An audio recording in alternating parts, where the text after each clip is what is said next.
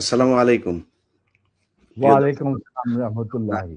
আপনাদেরকে গতকালকে যেমনটি ঘোষণা দিয়েছিলাম, সেই ঘোষণায় আমি কারো নাম বলিনি আজকে কে লাইভে আসবে। তারপরেও আপনারা আ Facebook, YouTube যত জায়গায় আমি পোস্ট করেছি সব জায়গায় মনে করেছেন যে এ মেজর আ ডালিম নামে আমরা যাকে চিনি, লেফটেন্যান্ট কর্নেল আ ডালিম বীর উত্তম। তিনি আমাদের সাথে উপস্থিত আছেন। আমি এই আপনারা সারা দেশের মানুষ যে অধীর আগ্রহ নিয়ে অপেক্ষা করছেন, আমি আপনাদের এই এ আগ্রহের সেই সময়টা আর বাড়াতে দিতে চাই না। আ আমাদের আ এই জাতির সূর্য সন্তান, যিনি আপনারা ২০২৪ সালের স্বাধীনতা দেখেছেন, ১৯৭৫ সালের যে স্বাধীনতা, সেই স্বাধীনতা এনে দিয়েছিলেন আপনারা যে মানুষটিকে দেখছেন, সেই মানুষটি জনাব মেজর ডালিম। আমি আপনাকে মেজর ডালিম বলেই চিনি কারণ আপনার জীবনের সবচেয়ে যে পুণ্যের কাজটি করেছিলেন সেটা মেজর ডালিম হিসেবেই করেছিলেন। যে কারণে আপনাকে আমরা মেজর ডালিম হিসেবেই ডাকতে স্বাচ্ছন্দ্য বোধ করি। অ্যা আপনি জাতিকে অ্যাড্রেস করতে পারেন। ধন্যবাদ ইলিয়াস। আজ অনেক বছর পর দেশবাসীকে আমার তরফ থেকে, বিশেষ করে নতুন প্রজন্মের ছাত্র জনতা যারা ফ্যাসিবাদ বিরোধী আন্দোলনে আংশিক বিজয় অর্জন করেছেন, তাদেরকে আমি অভিনন্দন জানাই, সাথে লাল সালাম জানাচ্ছি। তবে বিপ্লব একটা সমাজে, যে কোনো রাষ্ট্রে একটি চলমান প্রক্রিয়া। সেই অর্থে তাদের বিজয় কিন্তু এখনো পুরোপুরিভাবে অর্জিত হয়নি। তার জন্য আরো সংগ্রামের প্রয়োজন। পুরোপুরিভাবে অর্জন করার পর তাদের এমন একটা অবস্থানে থাকতে হবে যেখান থেকে তারা নীতি নির্ধারণ করতে পারবে। তাদের যে ইচ্ছা, চাহিদা, প্রত্যাশা, যার সাথে জনগণের প্রত্যাশা চাহিদা মিল রয়েছে, সেটা বাস্তবায়ন করার দায়িত্বটাও কিন্তু তাদের নিজেদেরই করতে হবে। তাদের দায়িত্ব অন্য কোনো মানুষ এসে করে দেবে না। সে যত বড় স্কলারই হোক, যতগুলি মেডেলের অধিকারী হোক, আমার দীর্ঘ জীবনের অভিজ্ঞতা বলে যে বিপ্লবী যে লক্ষ্য থাকে, সেই লক্ষ্য একমাত্র বিপ্লবীরাই সাধন করতে পারে, অর্জন করতে পারে। সেই জন্য তোমাদেরকে এখনই ঘুমিয়ে পড়ার সময় ঘুমিয়ে পড়লে চলবে না, সজাগ থাকতে হবে। আগামী দিনে যত কঠিন সংগ্রামই হোক, সেই সংগ্রামে আল্লাহর উপর ভরসা করে তোমাদের যুদ্ধে ময়দানে পাথরের মতো, ইস্পাতের মতো লৌহ কঠিন প্রত্যয় নিয়ে দাঁড়াতে হবে যে আমরা এই সংগ্রামে জিতবই, বিপ্লবকে সফল করব, এবং জনগণ এবং তোমাদের যে আশা আকাঙ্ক্ষা, একটা সুখী সমৃদ্ধ বাংলাদেশ গড়ে তোলা। এই ভারতীয় সম্প্রসারণবাদী হিন্দুত্ববাদী ভারত, যার কবজায় আমরা প্রায় চলে গিয়েছি, সেই অবস্থান থেকে সেই ৭১ মতো আরেকটি স্বাধীনতা আমাদের অর্জন করতে হবে। তা না হলে তোমাদের বিপ্লব ব্যর্থতাই পর্যবেসিত। আমি এর বেশি কিছু আর বলতে চাই না। স্যার, আমি শুধু সরাসরি মানুষ এই ৫০ বছর যে প্রশ্নটা আপনাকে করার জন্য অপেক্ষায় আছে আমি মনে করি। ৭৫ কেন হয়েছিল স্যার? ইলিয়াস, 75-এ তোমার কি বয়স ছিল আমি জানি না, তবে আমার জন্ম হয় নাই স্যার। হ্যাঁ, তবে 75-এ যে মুজিব মুজিব 70-এর ইলেকশনের সময় 72-এর আগে, মানে 71-এর মুক্তি সংগ্রাম শুরু হওয়ার আগে ছিল, তার চরিত্র ছিল এক ভিন্ন প্রকৃতির। তিনি বাঙালি জাতীয়তাবাদের সংগ্রামে যথেষ্ট অবদান রেখেছেন। কিন্তু যখন পাকিস্তান আর্মি 25-26 রাতে মানে বাঙালিদের উপর, নিরীহ বাঙালিদের উপর শেখ সন্ত্রাসবাদ, অ্যাট্রোসিটি বলো, জেনোসাইড বলো, চালালো, এবং যাতে লক্ষ লক্ষ হাজার হাজার শিশু, নারী, পুরুষ প্রাণ হারালো, ছাত্র জনতা কোনো কারণ ছাড়া। তারপর তখন সেই অবস্থায় আমাদের দেশের তথাকথিত বড় বড় জাতীয় নেতারা বিভিন্ন দলে, তাদেরকে কিন্তু কাউকে খুঁজে পাওয়া গেল না। তারা তখন তাদের নিজেদের জীবন বাঁচিয়ে যার যার মতো জায়গায় চলে গেলেন।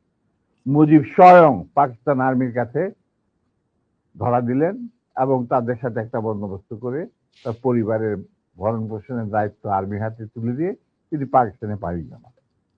ডাক্তার কামাল হোসেনের সঙ্গে, যিনি ছিল major via media between Mujib and the army junta. তখন সেই দিশাহারা মানুষ বুঝতে পারছিল না বাংলাদেশে যে তারা কি করবে, তারা কোথায় যাবে, কিভাবে নিজের প্রাণ বাঁচাবে। সেই সময় চিটাগাঙ্গে থেকে ভেসে আসলো মেজর জিয়ার স্বাধীনতার ডাক। আমি তখন পাকিস্তানে চাকরিরত অবস্থা। সেই ডাকে দেশের লোক একটা আলোর রশ্মি দেখলো যে হ্যাঁ, আমাদেরকে এইভাবে মরণের হাত থেকে বাঁচার জন্য আমাদেরকে যুদ্ধ করতে হবে। Simple is that. আর সমস্ত দেশে সর্বপরিসরে লোক বিদ্রোহ, সেই মুক্তিযুদ্ধ সংগ্রামে ডাকে সাড়া দিয়ে মুক্তিযুদ্ধ গড়ে তুলবে। আমরাও এখানে বসে থাকুন না, যারা পেরেছি, যাদের সাহস ছিল, যাদের দেশপ্রেম ছিল, যারা পাকিস্তানের আর্মি জান্তাদের নির্যাতন, নিষ্পেষণ, বৈষম্যমূলক আচরণের বিরুদ্ধে জানা ছিল, তারাও সেই সংগ্রামে যোগ দেন। অনেকেই পালিয়ে এসে জীবনের ঝুঁকি নিয়ে। আমি ছিলাম তাদের মধ্যে সর্বপ্রথম গ্রুপ লিডার, যে আরো দুজন আমার সাথীকে নিয়ে আমি এসে যুদ্ধে যোগ দিই। কোনো বিবেকবান বাঙালি তখন যারা পাকিস্তানে চাকরি করতেন, তাদের পক্ষে নিশ্চুপ বসে থাকা সম্ভব ছিল না। তবে এটাও ঠিক, অনেকেই ঠিক বুঝতে পারছিল না যে কি হচ্ছেটা কি। কোনো খবর নাই, চিঠিপত্রের আদান প্রদান নাই, কোন রকম সংযোগ নাই। বিদেশি মিডিয়া, ভয়েস অফ আমেরিকা, তারপরে BBC, radio Australia, radio India, এই সমস্ত ওখান থেকে যা কিছু জানা যাচ্ছিল ওটা সম্পূর্ণভাবে বিশ্বাসযোগ্য ছিল না। তারা তাদের মতো করে বলতে থাকে এবং আমরা শুনতে থাকি। তাই অনেকেই ঝুঁকি নিতে রাজি ছিলেন না।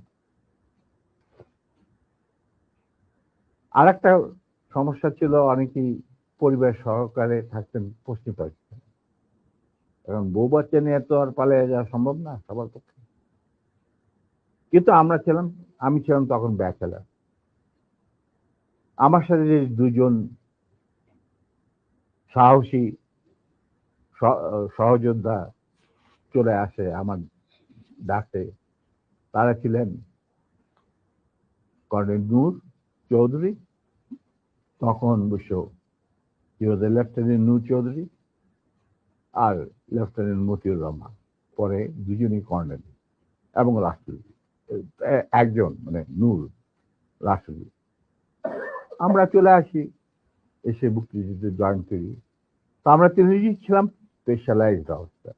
স্পেশালাইজড অফিসার বলতে বোঝা যায় যে যাদের কমান্ডো ট্রেনিং থাকে, স্পেশালাইজ ওয়ারফেয়ারের উপরে জ্ঞান থাকে, এবং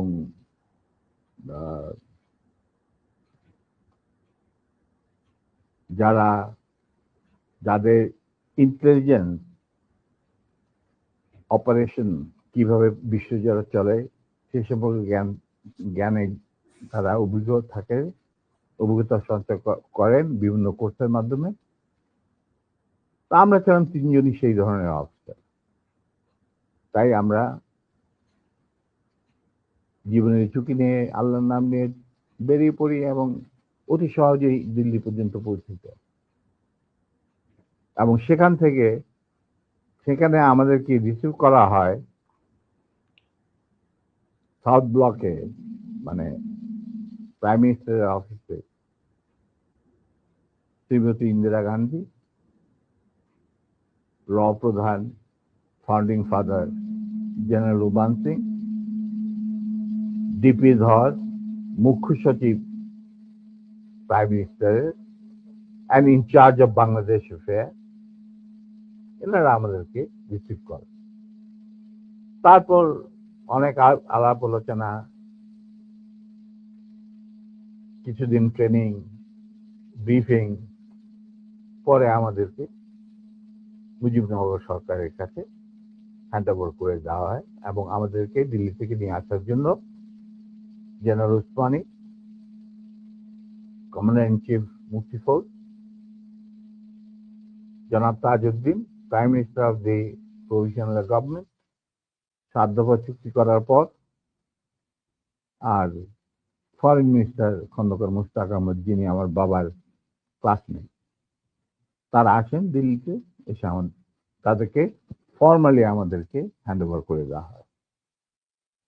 তারপরে আমাদের তিনজনের মধ্যে দুজনকে, আমাকে এবং মতিকে, অ্যাপয়েন্ট করা হয় as guerrilla adviser to the sector commander. মানে 11টা সেক্টরের মুক্তিযোদ্ধাদের রিক্রুট করা, তাদের ট্রেন করা, তাদেরকে ইন্ডাক্ট করা, অপারেশন করানো, সব দায়িত্ব পড়ে আমাদের দুজনের উপর। এবং আমরা এই 11টা সেক্টরকে ভাগ করে নিই। আর Noor being the junior most,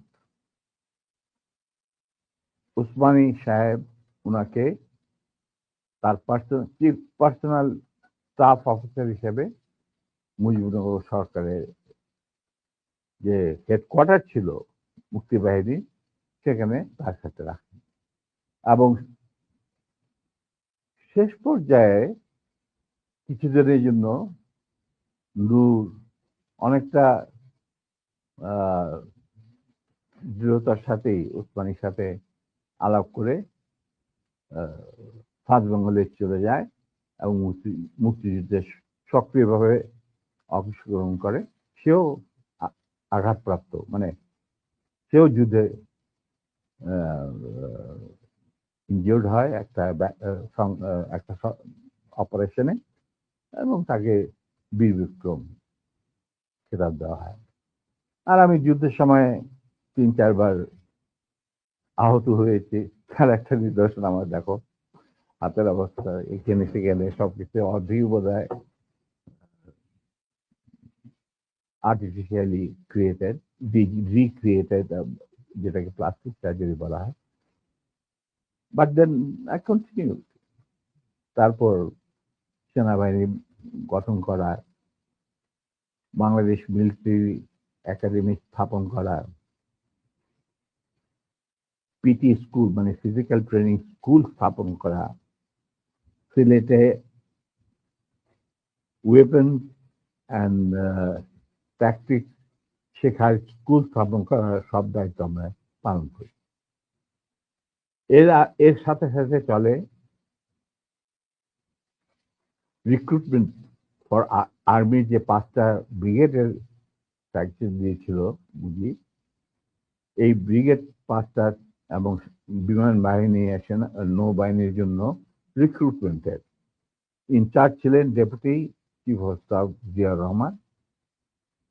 যদিও তিনি সিনিয়র ছিলেন, তাকে তো বানায়নি চিফ, তাকে তো অ্যাজ এ কর্নেল বের করে দিতে চাইছিল, কিন্তু পারেনি, আমাদের জন্যই পারেনি। আচ্ছা, যাই হোক, ওনার স্টাফ অফিসার হিসেবে দায়িত্ব পড়ে আমার উপর। আর আমি একাই আমার অন্যান্য সহযোদ্ধা কমান্ডারদের লিস্ট ওরা পাঠিয়ে দিত। আমি প্রায় 25,000 প্রাক্তন মুক্তিযোদ্ধা যারা আমাদের আন্ডারে চাকরি করেছে, মানে যুদ্ধ করেছে, তাদেরকে আমি আর্মিতে, এয়ারফোর্সে, মানে ডিফেন্স ফোর্সে, নেভি ইনক্লুডেড, নিয়োগ রিক্রুট করি। তারপর চাকরি করতে থাকি, চাকরি চলতে থাকে। এই হচ্ছে আমাদের স্বাধীনতা সংগ্রামের ছোট্ট সিনপসিস। বলো, এরপর কি, আর কি জানতে চাও?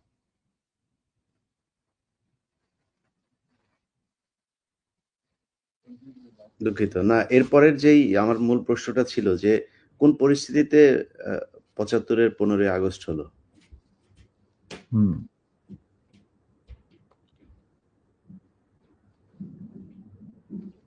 খুবই স্পর্শকাতর প্রশ্ন, ইলিয়াস। নিজের বাদ্য নিজে বাজানো অনেক সময় ঠিক হয় না, কিন্তু তুমি যখন প্রশ্ন করেই বসলে, তাহলে স্যার, একটা ভাবে স্যার, ছোট্ট স্যার, জবাব দেবো। স্যার, এই এই আমার আমার ইউটিউব চ্যানেলে আমি আজকে প্রায় 5 বছর হলো ভিডিও লাইভ করি, প্যাকেজ দেই। সো ফার আই রিমেম্বার আমার সবচেয়ে বেশি একসাথে ভিউয়ার ছিল সম্ভবত 20 বা 25,000। আমি মাত্র খেয়াল করলাম এই মুহূর্তে 1,70,000 মানুষ এট এ টাইমে ওয়াচিং আওয়ার ভিডিওস। এটা তো তোমার, the credit goes to you. No, credit goes to you, man. Goes to you.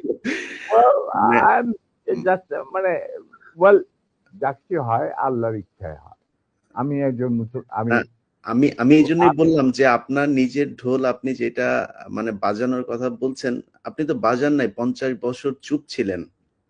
যেই স্বাধীনতা আপনারা এনে দিয়ে গিয়েছেন, সেই স্বাধীনতা না আসলে তো আজকের শেখ হাসিনা যে অবস্থায় দেশকে নিয়ে গিয়েছিল, সেই 75-এর পরে আরো হয়তো 2-1 বছর লাগতো শেখ মুজিবের সেখানে নিয়ে যেতে। তো আমাদেরকে এই যে উদ্ধার করে দিয়ে গিয়েছেন, এই কৃতজ্ঞতা বোধটা বাঙালি জাতির নেই। যে কারণে আজকে মেজর শরীফুল হক ডালিম বাংলাদেশের মাটিতে নেই। অথচ আপনাদেরকে সর্বোচ্চ সম্মাননা দিয়ে আমাদের দেশে রাখা দরকার ছিল। সেই সম্মানটুকু আমরা দেখাতে পারি নাই বলেই মাঝে মধ্যেই আবার 2024 আসে। তো আপনি ওইটা নিয়ে আমার মনে হয় দেরি তো অবশ্যই হয়েছে, কিন্তু আমাদের জানা উচিত। এই জাতি প্রতিটা মানুষ জানতে চায় কি হয়েছিল 75-এর 15ই আগস্ট। প্রথম কথাটা হচ্ছে যে 15ই আগস্ট কিন্তু কোনো বিচ্ছিন্ন ঘটনা না।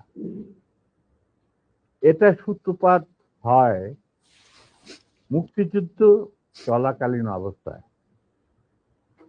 আমরা বুঝতে পেরেছিলাম যে বাংলাদেশের মুক্তিযুদ্ধটা অ্যাকচুয়ালি কাদের ইন্টারেস্টে হচ্ছে। এটাকে আমাদের ইন্টারেস্টে হচ্ছে যে আমরা আমাদের দেশ যুদ্ধ করে স্বাধীন করব, নাকি এটার পেছনে অন্য কোনো উদ্দেশ্য কাজ করছে। যখন 7 দফাতে চুক্তি করে নজরুল ইসলাম আর তাজউদ্দিনকে পারমিশন দেওয়া হলো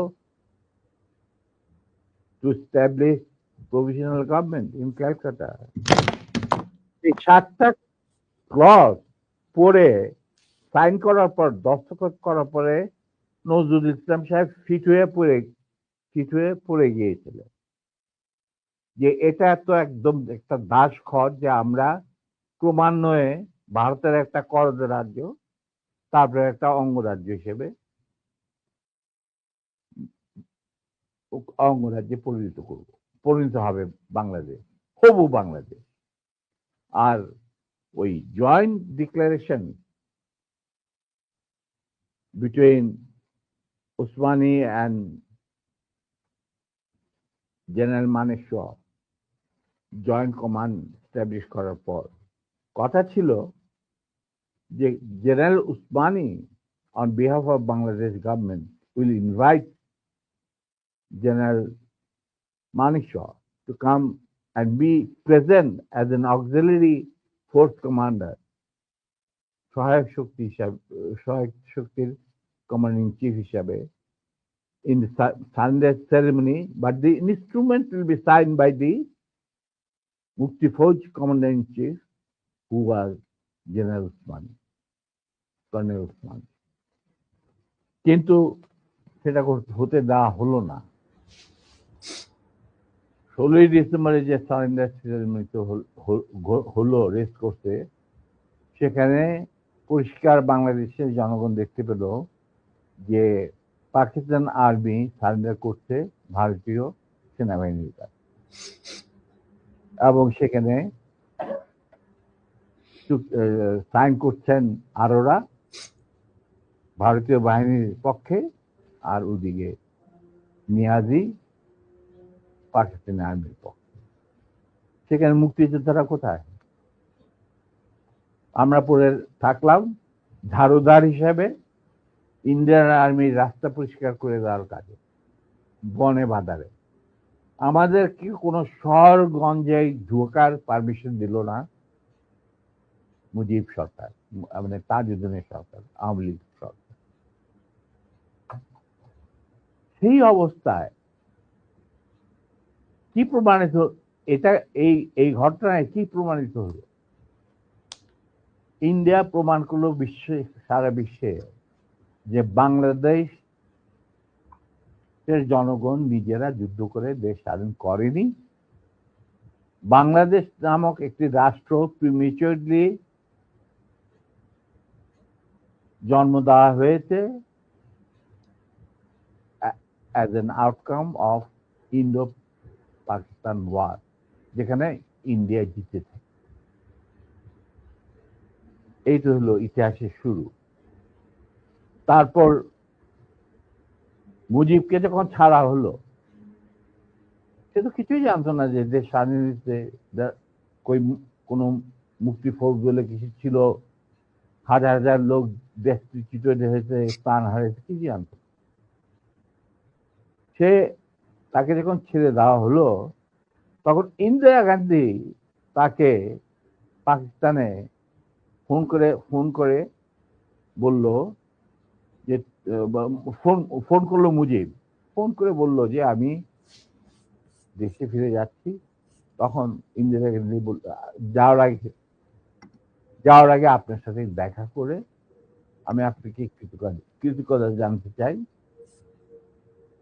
তো তখন ইন্দিরা গান্ধী বলল, কৃতজ্ঞতা জানাবেন, আপনি ফোন না করলে আমি আপনাকে ফোন করতাম, আপনাকে ঢাকায় সরাসরি আপনি যাবেন না, আপনি নয়াদিল্লি হয়ে যেতাম। মুজিব সেটাই করলেন, তিনি চলে গেলেন নয়াদিল্লি, লন্ডন হয়ে। সেখানে কি হলো, যেই 7 দফা চুক্তিতে সাইন করার পর প্রবাসী সরকার গঠন করেছিল তাজউদ্দিন আর নজরুল ইসলাম, সেই আওয়ামী লীগ বাংলাদেশে ক্ষমতা গ্রহণ করলো সারেন্ডারের পর। ওই 7 দফা ভিত্তিতে, এবং সেই 7 দফাতে মুজিব স্বাক্ষর দেওয়ার পর ফিরে গিয়ে তিনি ক্ষমতা নিজে হাতে নিয়ে নিলেন। তাজউদ্দিনকে বললো, তাজউদ্দিন তুমি প্রাইম মিনিস্টার থাকবে না, আমি হোম প্রাইম মিনিস্টার। তারপর কি হলো, কোনো নির্বাচন নাই, কিছু নাই। ওই 70-এর নির্বাচনের সুবাদে তারা ইন্ডিয়ার 4 স্তম্ভ ডুপ্লিকেট বাংলাদেশে ইম্পোর্ট করে তার উপরে একটা সংগঠন বানানো, হুবহু এক। শুধু তাই না, রবীন্দ্রনাথ ঠাকুর, যাকে নিয়ে আমরা নাচানাচি করি এবং অনেকের মানে ভাসে যায়, আপ্লুত হয়ে যায় আবেগে, এই রবীন্দ্রনাথ ঠাকুর একজন ইন্ডিয়ান নাগরিক এবং ইন্ডিয়ার জাতীয় সঙ্গীতের রচয়িতা। আমাদের দেশে তার চেয়েও প্রতিভাবান কবি কাজী নজরুল উপস্থিত থাকা সত্ত্বেও আমরা সেই ভারতীয় নাগরিকের একটা গানকে আমাদের জাতির উপরে চাপিয়ে দেওয়া হলো জাতীয় সঙ্গীত। পৃথিবীর ইতিহাসে এমন কোন নজির আর দ্বিতীয়টা আছে বলে আমি মনে করি না। কেন কোন বাংলাদেশে যদি নজরুল ইসলামকে আমরা জাতীয় কবি আখ্যা দিয়ে থাকি, তাহলে নজরুল ইসলামের গান কেন হলো না? বা অন্য কারো গান হতে পারতো জাতীয় সঙ্গীত। ভালো ভালো কবি সাহিত্যিক ছিলেন আমাদের দেশে, কিন্তু পৃথিবীর ইতিহাসে কোথাও নাই যে বিদেশি এক নাগরিকে যে নাকি তার দেশের জাতীয় সঙ্গীত রচনা করেছে এবং আমাদের শুদ্ধ স্বাধীন বাংলাদেশে এসেও আমাদের জাতীয় সঙ্গীত রচনা করতে হবে। এটা কি ধরনের কথা? That means you have nothing in your hand. তারপর মুজিবকে দিয়ে রক্ষী বাহিনী সৃষ্টি করলো ইন্ডিয়া।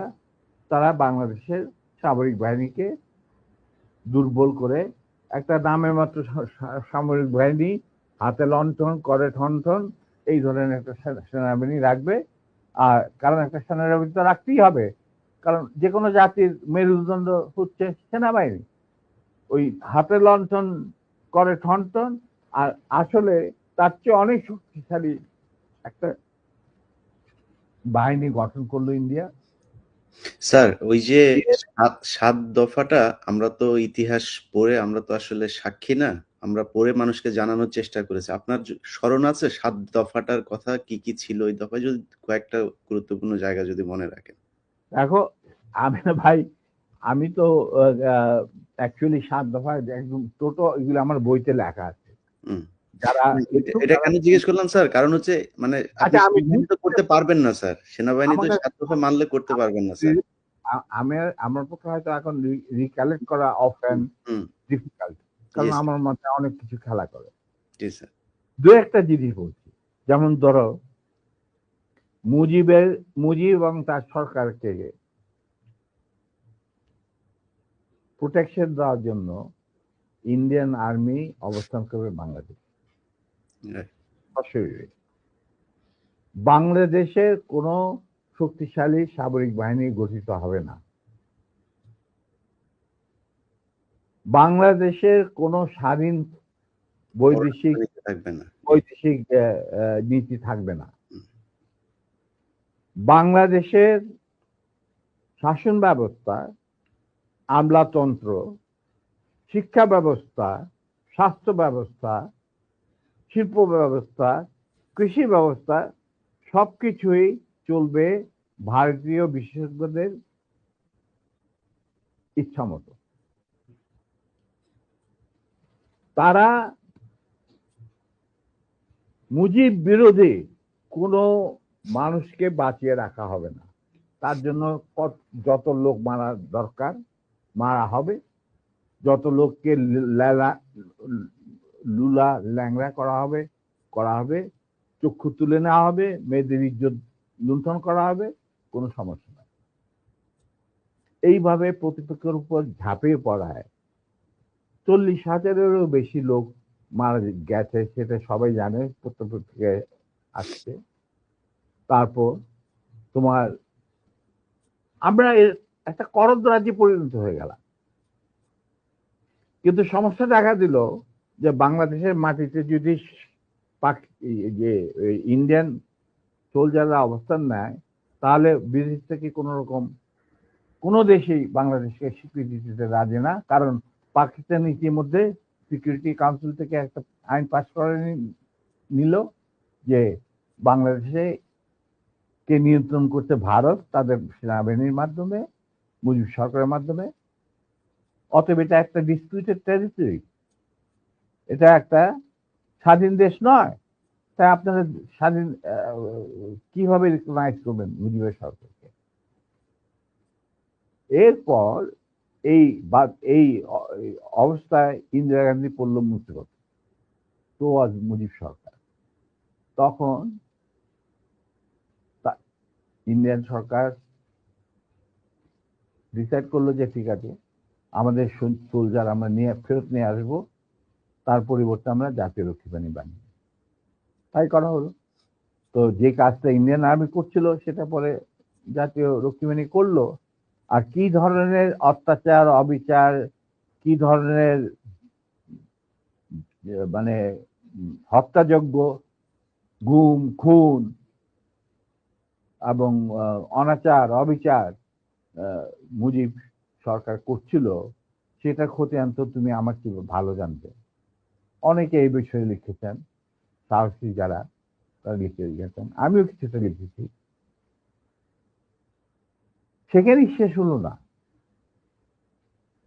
তারপর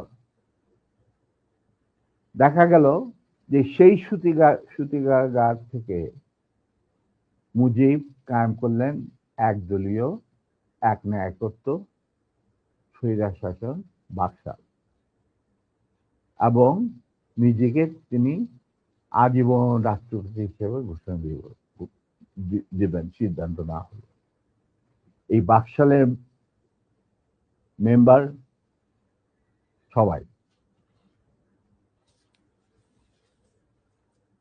সেই বাকশাল করার পর মুজিবের শক্তি বেড়ে গেল, তার নিষ্ঠুরতা এমন অসহনীয় পর্যায়ে চলে গেল, ইলিয়াস লুটপাট, মার ধর, চোরাচালান, নকল টাকা ছাপানো ভারত থেকে, এই সমস্ত মানে একটা আমাদের মনে অস্তিত্বই এমন অবস্থায় গিয়ে থাকলো যে মানুষ একদিন মুজিবের জন্য দোয়া করেছিল যে আল্লাহ আমাদের এই মুজিব আমাদের চোখের মনি, আমাদের বাঁচাবে, দেশকে স্বাধীন করবে, বাঙালিদের ন্যায্য অধিকার আদায় করবে। সেই মুজিবের জন্য লোকজন আল্লাহর কাছে দোয়া চাচ্ছিল যে আল্লাহ আমাদের আজাদ দাও, নমরুদের হাত থেকে আজাদ দাও, আমরা তো শেষ, মরে যাচ্ছি সব, কোথাও কোনো কেউ নেই প্রতিবাদ করা। এটা তো আমরা যারা সেনাবাহিনীতে তখন ছিলাম, যারা দেশপ্রেমী যোদ্ধা, তারা ঠিক মেনে নিতে পারেনি। যেভাবে তারা মেনে নিতে পারেনি পাকিস্তানের জান্তাদের অবিচার এবং দুরাচার। এরই পরিপ্রেক্ষিতে তাদের নেতৃত্বে সংগঠিত হয় একটা সেনা বিপ্লব। অনেকে বলে মুজিবকে মারা হলো কেন? মুজিব তো মারা যায় নাই, মুজিব নিহত হয়েছে একটা সেনা অভ্যুত্থানে ঘটাকালে। সেনা অভ্যুত্থান তো আর খালেতে মার্বেল খেলে না, ওখানে দুই পক্ষ থেকেই গোলাগুলি হয় এবং হতাহত হয় দুই পক্ষে। যেমন মুজিবের পক্ষের কিছু লোক মারা গেল, সেভাবে বিপ্লবীদের, সেনা অভ্যুত্থানকারী বিপ্লবীদের তরফ থেকে কিছু লোক প্রাণ হারায়। এটাই বাস্তবতা। কিন্তু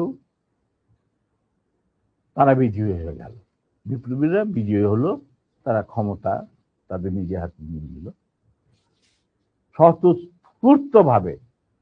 ইলিয়াস, ঘোষণাটা অবশ্য আমি দিয়েছিলাম, স্বতঃস্ফূর্ত ভাবে মুজিবের সেই মৃত্যুর খবর জানার পর আর বাকশালের পতনের খবর জানার পর লাখো লাখো লোক, মানে দেশের রাস্তা ঘাট, গঞ্জ, শহর, বন্দর, নগর, গ্রাম, সবাই আনন্দ মিছিল বের করলো। আমরা তো এই সমস্ত লোকজনকে ডেকে নিয়ে আসিনি, স্বতঃস্ফূর্তভাবে লোকজন। আর যে সমস্ত রাজনৈতিক নেতা বা দলগুলো আন্ডারগ্রাউন্ড ছিল, তারাও জনসমর্থন নিয়ে রাস্তায় চলে আসে।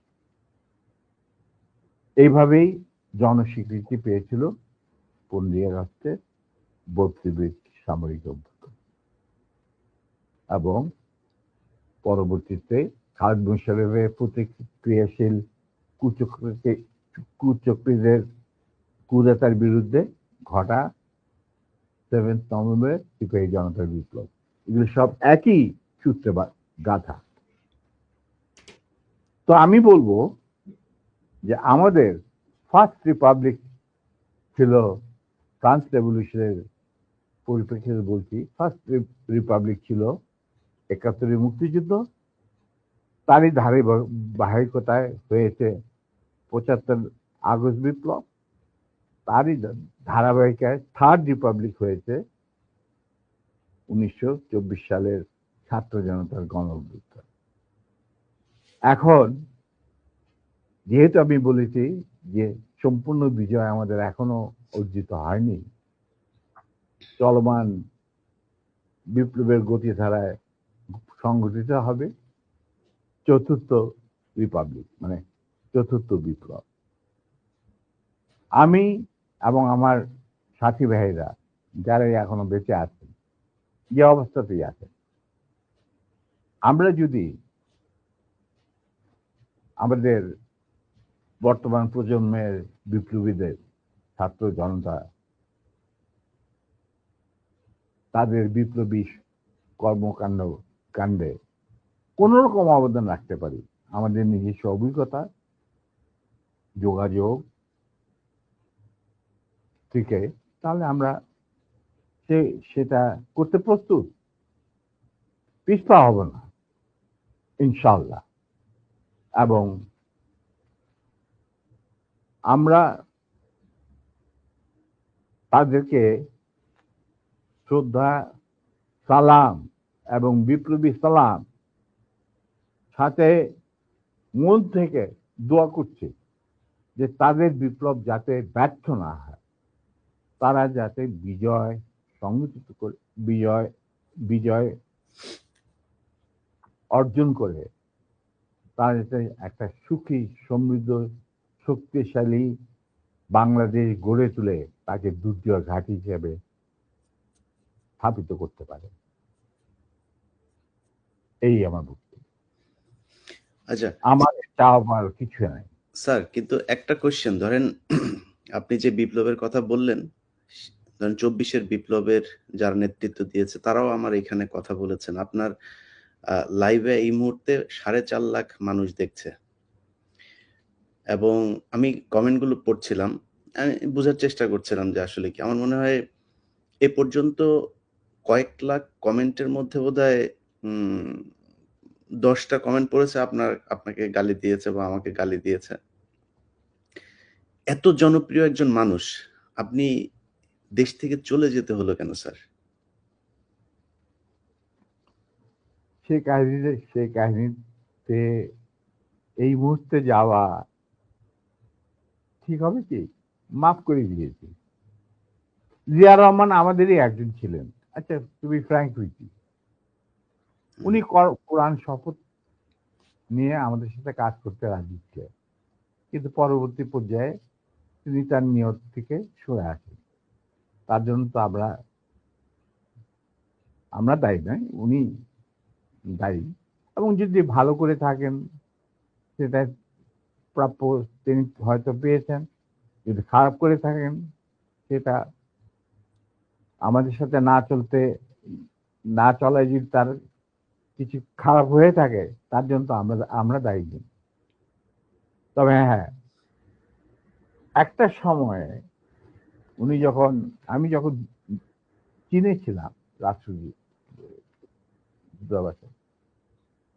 তিনি আমার বাবা কিন্তু জিয়া রহমানের ক্যাবিনেটের সিনিয়র মিনিস্টার পদে নিযুক্ত ছিলেন। কারণ আমার বাবা মনে করতেন যে আমরা আর জিয়া রহমান সব এক, কিন্তু উনি ভেতরে খবর জানতেন না। জিয়া রহমান যখন দেখলো যে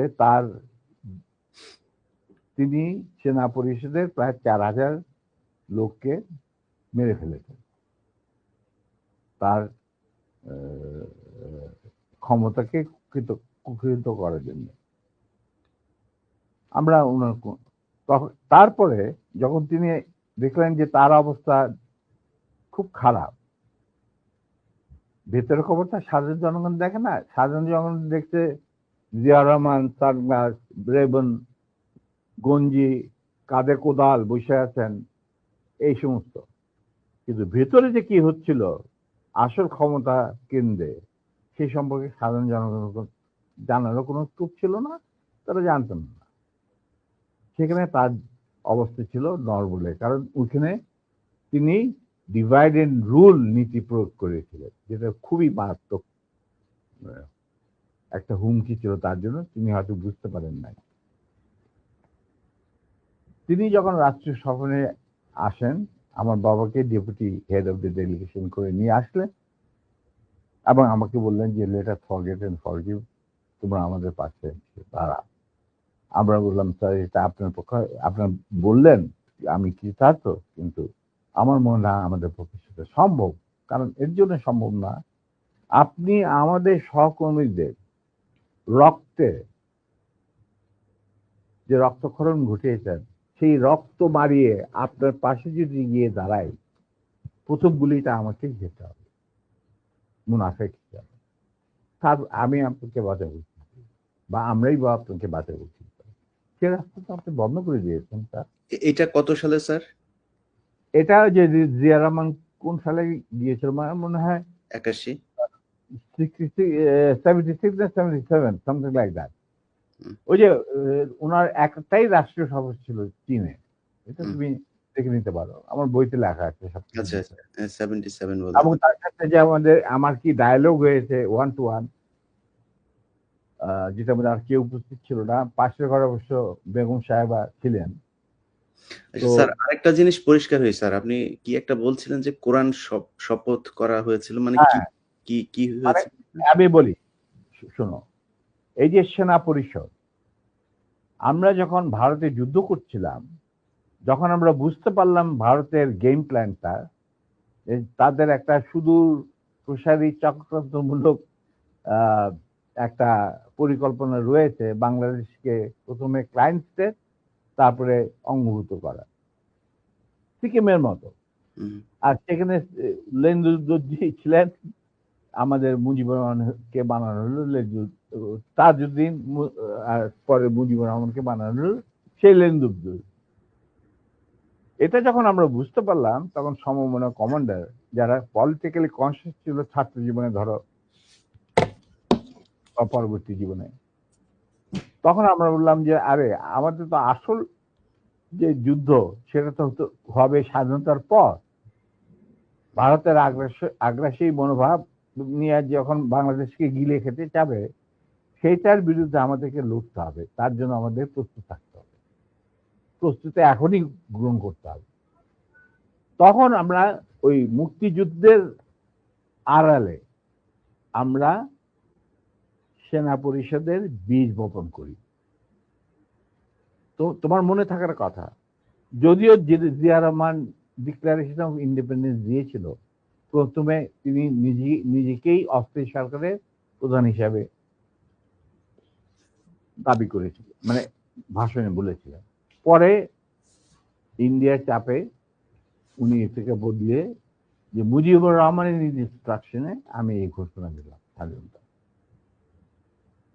এরপরেও কিন্তু তার প্রতি ইন্ডিয়ান সরকার বা আওয়ামী লীগ সরকার কখনোই আস্থা রাখতে পারে নাই। তারা তাকে সেক্টর কমান্ডারের অবস্থান থেকে সরিয়ে এনে হেডকোয়ার্টার দাম করে এক সেফ হাউসে, মানে আমাদের কিছু সেফ হাউস ছিল যেখানে আমরা থাকতাম, বা আমাদের সাথীরা সুরে আছে কল্যাণীতে, মানে এই প্রভাব অফ ক্যালকাটা একটা বাড়িতে ওনাকে না নিষ্ক্রিয় করে রাখা হইত। তখন আই ওয়াজ দ্য ওনলি, কেউ জিয়া রহমানের আশেপাশে যায় না, কারণ উনি ভারতের চক্ষুষু, উনি আওয়ামী লীগের চক্ষুষু, তো কে যাবে ওনার সাথে দেখা করতে? তখন কিন্তু আমি, কারণ আমি জিয়া রহমানকে অনেক আগে থেকে চিনি, পাকিস্তান আমল থেকে চিনি, একসাথে কাজও করেছি। যাই হোক, আমি গিয়ে ওনার সাথে যোগাযোগ করি এবং তাকে বুঝাই যে স্যার আপনি ধৈর্য ধরুন, আমরা আপনাকে সহজে হারাবো না। তখন আস্তে আস্তে আমরা তাকে বলি যে আমি এরকম আসল উদ্দেশ্য যে ভারতের, সেটাকে বানচাল করার জন্য এখন থেকে আমরা প্রস্তুতি নিচ্ছি। আপনি কি আমাদের সাথে থাকবেন কি থাকবেন না, সেটা আমি আমাদের তরফ থেকে আমাকে পাঠানো হয়েছে জানার জন্য, কারণ আমি আপনার কাছে সবচেয়ে ক্লোজ ছিলাম পাকিস্তান আর্মি, সবাই জানে। আচ্ছা, উনি বললেন কি তোমাদের কর্মসূচি? তখন আমি তাকে আমাদের কর্মসূচি দিলাম, যেটা 25 বছরের একটা কর্মসূচি ছিল। ইলিয়া, তুমি যদি এই কর্মসূচিটা পড়ে, এই কর্মসূচিটা আমরা তৈরি করেছিলাম বিভিন্ন সেক্টরের মুক্তিযোদ্ধা এবং অন্যান্য সাধারণ জনগণের আশা আকাঙ্ক্ষার পরিপ্রেক্ষিতে। সেই কর্মসূচিটা পড়ার পর উনি এটাকে মেনে নেন। তো আমি বললাম যে স্যার, আমাদের সমস্যাটা হচ্ছে আমরা সবাই প্রায় সমবয়সী, আমাদের একজন সিনিয়র অফিসার দরকার যাকে আমরা ট্রাস্ট করতে পারি, তাকে আমরা কেন্দ্র করে এগিয়ে যেতে চাই এই সেনা পরিষদের কর্মসূচি বাস্তবায়নের জন্য। স্বাধীনতার পর, স্বাধীনতা যুদ্ধ তো করবোই, স্বাধীনতার পর এই কর্মসূচি আমরা বাস্তবায়ন করব অন্যান্য সমমনা দেশপ্রেমিকদের সঙ্গে নিয়ে। তখন উনি এটা খুব কেয়ারফুলি আমাদের কর্মসূচি পড়লেন। তারপরে আমি একদিন গেলাম, উনি বলে যে আমি পড়লাম, আমি সম্পূর্ণভাবে একমত, স্বাধীন বাংলাদেশকে একটা সুখী সমৃদ্ধ আত্মনির্ভরশীল এবং আমাদের সংস্কৃতির ভিত্তিতে নতুন বাংলাদেশ গঠন করার জন্য এর চেয়ে ভালো কোন রকম কর্মসূচি হতে পারে না। আমরা ধাপে ধাপে এটাকে কার্যকারী করব। তখন আমি বললাম, তাহলে কি আপনি আমাদের সাথে কাজ করতে রাজি আছেন? আমরা আপনাকেই আগে রেখে আমরা কাজ করতে চাই, কারণ you are the senior most এবং আপনি একজন সৎ ব্যক্তি। উনি সৎ ছিলেন ব্যক্তিগতভাবে। আর তবে আপনার সমস্যা হচ্ছে আপনি বাংলা জানেনও না, বাংলা বলতে পারেন না, লিখতে পারেন না, আপনি সারা জীবন পাকিস্তানে বড় হয়েছেন, ওখান থেকে আর্মিতে চলে গেছেন। দ্যাটস নট এ প্রবলেম, আমরা রয়েছি আপনার গ্রাউন্ড ওয়ার্ক করার। আপনি যদি রাজি থাকেন তাহলে আমরা একসাথে কাজ করতে, আপনাকে সামনে রেখে আমরা কাজ করতে রাজি, এগিয়ে যাব, সেনা পরিষদ এগিয়ে যাবে কাজ। তখন বললেন যে আমি রাজি। তখন বললেন যে স্যার, আমাদের সাংগঠনিক বিধান অনুযায়ী আপনাকে একটা কোরআন শপথ দিতে হবে, যে কোরআন ধরে আপনি বলবেন যে আমি এই কর্মসূচি ভিত্তিক কর্মকাণ্ড, সেনা পরিষদের কর্মকাণ্ড পরিচালনা করার জন্য শীর্ষ নেতা হিসেবে যোগ দিতে রাজি আছে।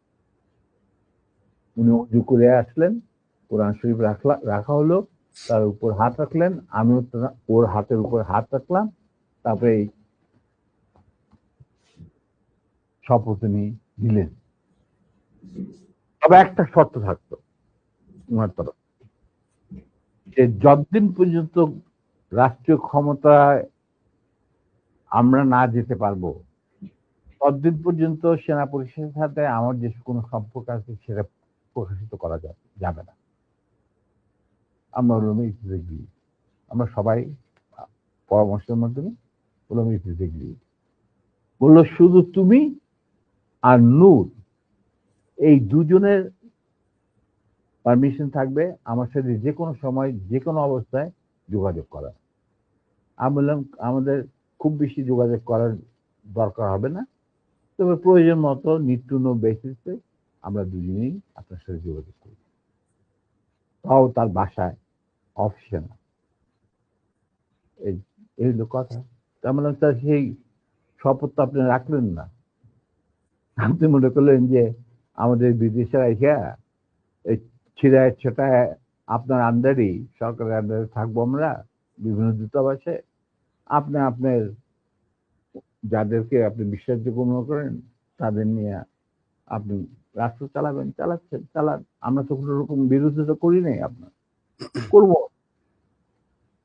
আজ আপনি আমার বাবার সামনে বলছেন যে তোমরা let us forget and forgive and start afresh. রাজনীতিতে বা রাজনীতি হলো দাবা খেলা। দাবা খেলায় একটা চাল দিয়ে চাল আবার পিছনে নেওয়া যায় না, চালের আগে আপনাকে চিন্তা করতে হয়। এটা একবার চাল দেওয়ার পর আর সেটাকে ফেরত নেওয়া যায় না। আপনি how can we start A fresh? এটা সম্ভব নয়। এইভাবে আমাদের মিটিং শেষ হয়ে যায়। আপনাদের ওই 25 বছরের পরিকল্পনাতেই কি শেখ মুজিবকে ক্ষমতাচ্যুত করার পরিকল্পনা ছিল? অবশ্যই। শেখ আচ্ছা, মুজিব কি? Sheikh Mujib was a major player to implement the Indian design over right, Bangladesh। Right, কথা রাইট, জি। স্যার কথা বলে রেখে কিভাবে তুমি দেশে হুম, মানে জাতীয়তাবাদী ভিত্তিতে নিজের সংস্কৃতি, নিজেদের ঐতিহ্য ভিত্তিতে, নিজেদের ধর্মীয় চেতনার ভিত্তিতে তুমি বাংলাদেশ বানাবে কিভাবে? How how it is possible? এটা তো, এই প্রশ্নটা তো আমার মনে হয় তোমার করাই উচিত ছিল। না এটা এটা করার উচিত ছিল না কেন এটা করলাম আপনার মুখ থেকে শোনানোর জন্য। এটা শুনলে হয়তো অনেকেই মনে করতে পারে যেমন আওয়ামী লীগ হয়তো এটা নিয়ে কথা বলবে যে জিয়াউর রহমানও তাহলে তাকে ক্ষমতাচ্যুত। আমি কিন্তু এখানে হত্যা করার কথা বললাম। আমি বলেছি ক্ষমতাচ্যুত। ক্ষমতাচ্যুত করার কথা ক্ষমতা তিনি জানতেন। he was he was a casualty. Right. He was a casualty in a conflict, it's a cross armed fire. conflict. But right, that's it. Right. তো এখন এই জায়গাতে শেখ মুজিবকে করার পরে আমি ব্যক্তিগতভাবে এই জিয়াউর রহমানের প্রতি আমার সম্মান একটুও কমে নাই। কারণ ওইটা ছিল মেইন কালপ্রিট এই শেখ মুজিব। সো তাকে তো হ্যাঁ, সরাইতেই হবে। এনি হাউ আপনাকে সেটা কিন্তু আমি তোমাকে একটা কথা বলবো। জি স্যার। যাতে আমি একজন মুসলমান হিসাবে বা একজন মানুষ হিসাবে, হুম, কেউ কোন মানে মানুষ বা একজন মুসলমান হিসাবে আমি কাউকে জাতির পিতা, জাতির মাতা, জাতির বন্ধু, জাতির ভাতিজা এগুলি আমি মানি না। এগুলি এগুলি এগুলি সঠিক বয়ান নয়।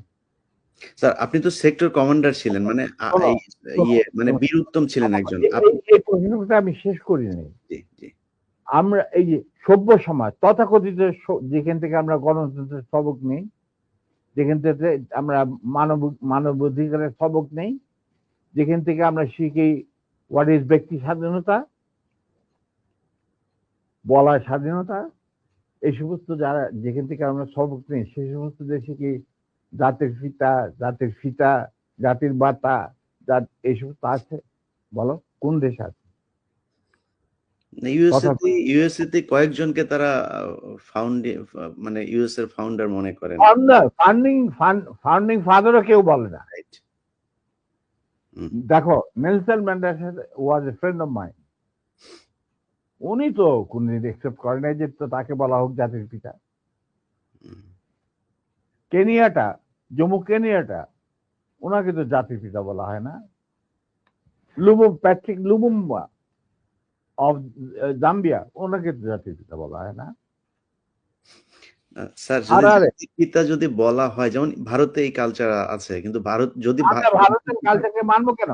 না যদি মানা হয় সেই ক্ষেত্রে স্যার কেন মানা হবে? মোহাম্মদ আলী জিন্না বাংলাদেশের জাতির পিতা হবে কারণ সে দ্বিজাতি তত্ত্বের ভিত্তিতে দুই রাষ্ট্র গঠন করে দিয়ে গেছে। আর মোহাম্মদ আলী জিন্না কোনোদিনই আমি বাইশাটাকে বলছি স্যার যদি হয় যদি তারা করতেই চায় তো তাহলে সে হবে সে কথা শোনো, জি জি sir. I am very straight. কারণ আমার দাদা দাদা নানারা সব ছিলেন ইয়ারট্রাই ফ্রম দি আলিগড়। তারাই প্রতিষ্ঠা করছে মুসলিম লীগ নওয়াজ শরীফুল্লাহ সাহেবের নেতৃত্বে। I come from a political family. My father was the GS of Dhaka University. ঠিক আছে? Now, he became the leader of the youth and student front of Muslim League. উনারাই বিলেত থেকে নিয়ে আসছিল জিন্নাকে টু প্রোভাইড লিডারশিপ। তাদের এক point agenda, মুসলমানদের যেন স্বাধীন দেশ চাই, নো আদার থিং। এবং প্রথম গুলি খায় এই পাকিস্তান আন্দোলনের মুভমেন্টে কারমাইকেল কলেজের একটা ছাত্র, যেই প্রসেশনের নেতৃত্ব দিচ্ছিলেন আমার বাবা। বুঝলে?